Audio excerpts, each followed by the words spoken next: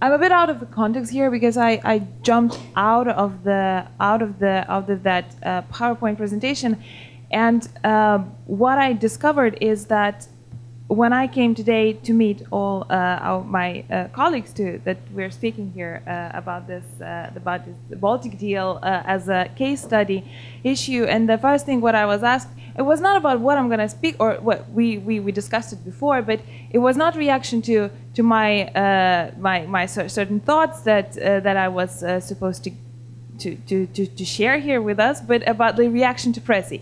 Okay, so you're gonna share Prezi, and that's when I figured, yes, that's where I am at communications workshop, because everyone's exactly interested in the particular tool and methodology that's what. And then I realized another thing.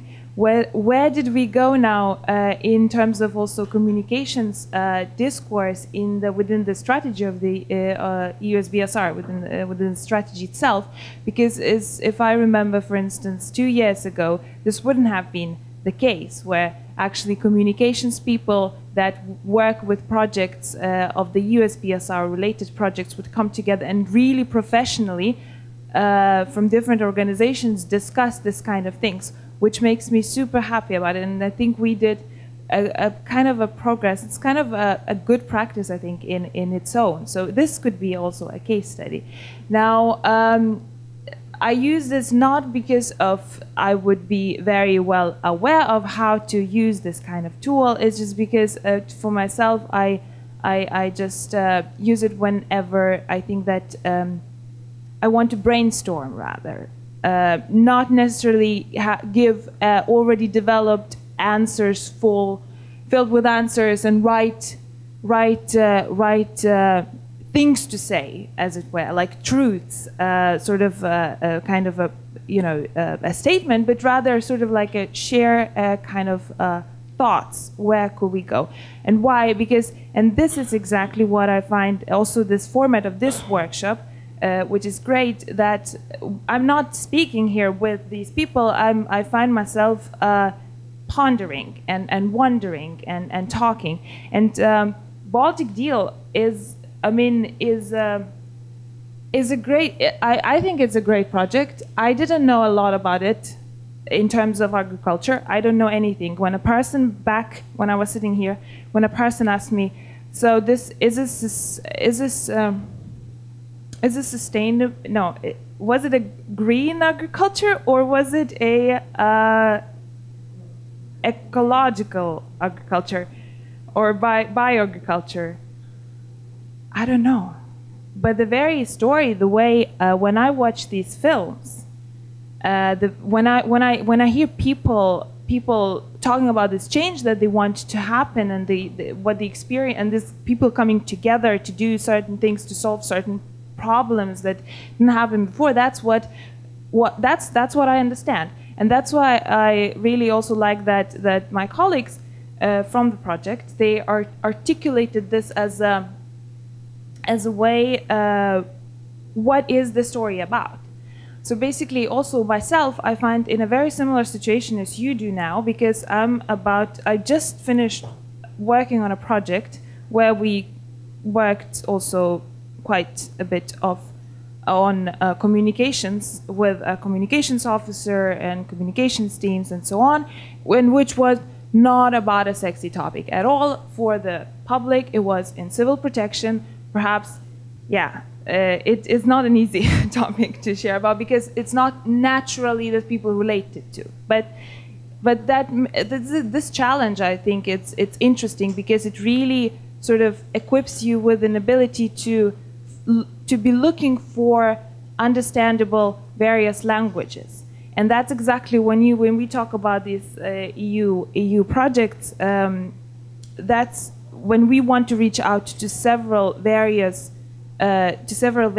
target groups. Also, thank you very much. I think that this audience is also great because they just also like these questions that came up. They inspire. It's like, yes, exactly. What kind of goals do we have? What kind of audiences do we reach?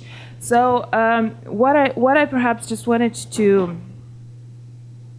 say is that thank you, Ufa, for mentioning also the task force on communications, because I remember why we started thinking, when we started thinking about what kind of workshop this the annual forum could be.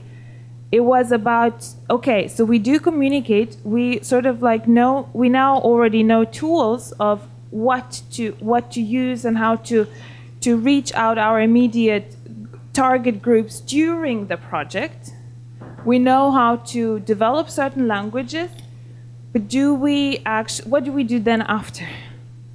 And why, for instance, is it important to do then after? What can we do when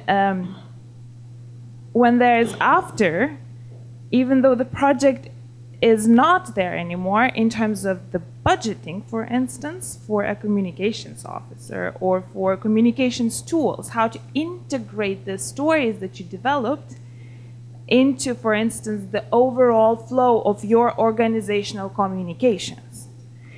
These are the questions that I have no idea how to answer very strictly. I don't know. So perhaps this is also what we can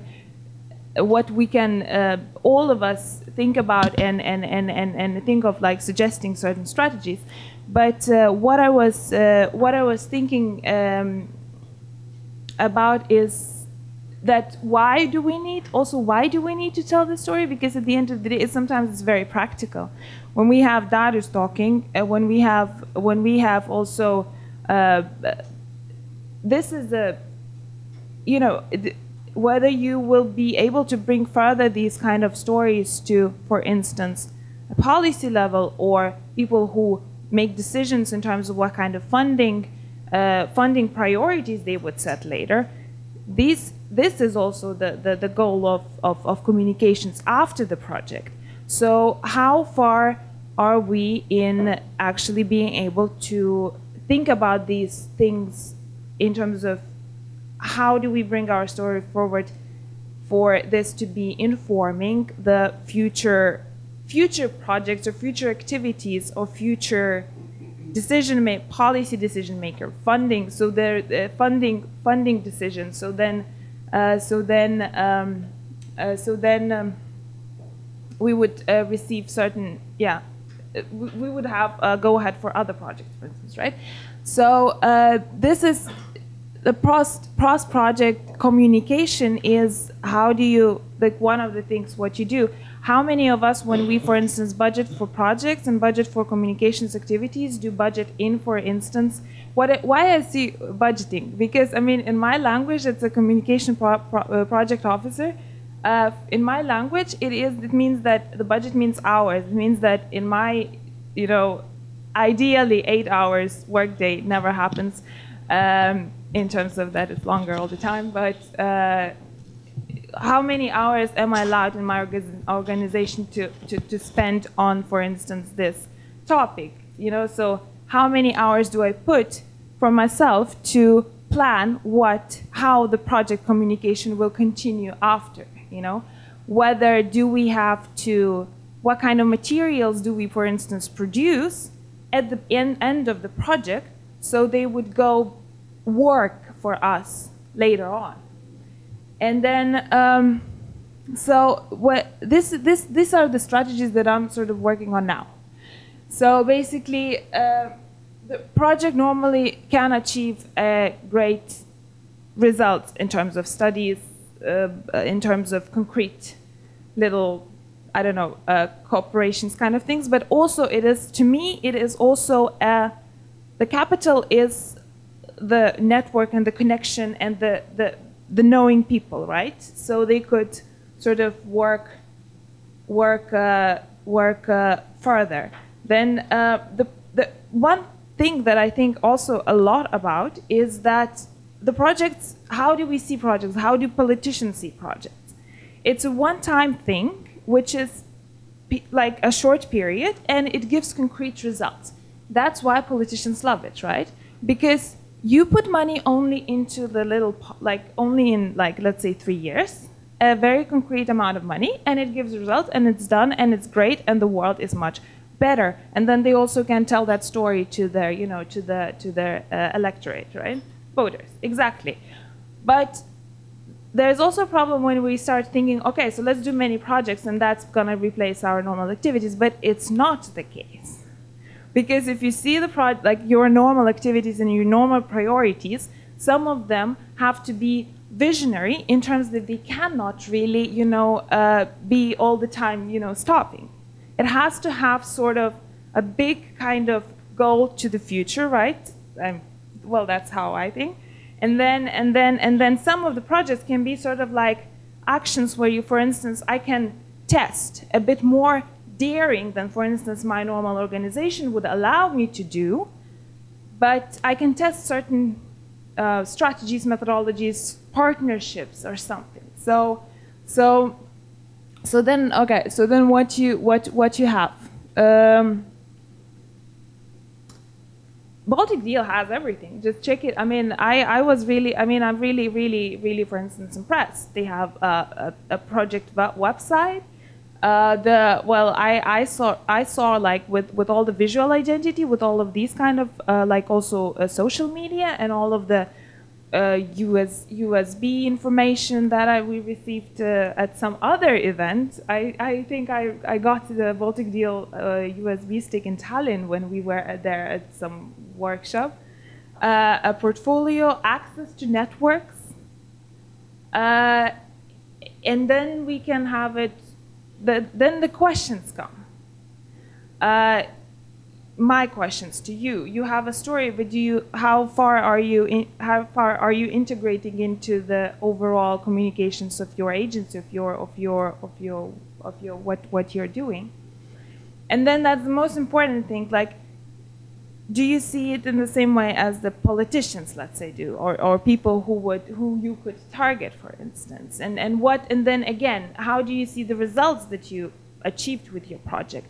Because to me, is when you do a project and you're testing something, for instance, you have your target groups, and then you have the results, and those results were sort of as if it were a research or feasibility study, and then at the end of the project, the target groups may come out for the future, may come out totally different than you thought of it at the beginning of the project. For instance, when there was a question, I think it's a very relevant question about the regulations and about the policy changes or legislation even changes. The need for that you can come up during the project, right? So do you capture it, and do you then use it, this kind of knowledge, for whatever you will think of how to work further? And then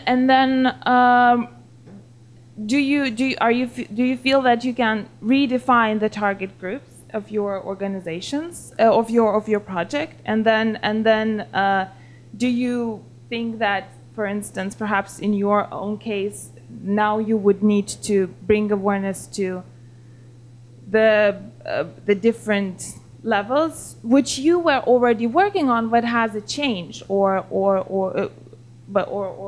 is it still the same? Or perhaps you feel that there is a need to go to more private organizations. But then how you make it happen? I imagine that you all are, as far as I understood from also what you told before, you are already doing this. But one thing, perhaps we can go further. One more, further. Oh yeah, there's the question. So then there's a question which I didn't put in, but I had in mind and I wanted to tell. There's the most important question is that, do you see it as a capital? Because what I've experienced that, as I said, decision makers and policy makers also, these all for that, are they gonna give us more access? Are they gonna give the more, like, we put us in a place where we can have a dialogue, what we also need, or so on? So I think these all were the thoughts that I was thinking about, also thinking about what the Baltic Deal did and where are you gonna go next? Somewhere very, very high up I go.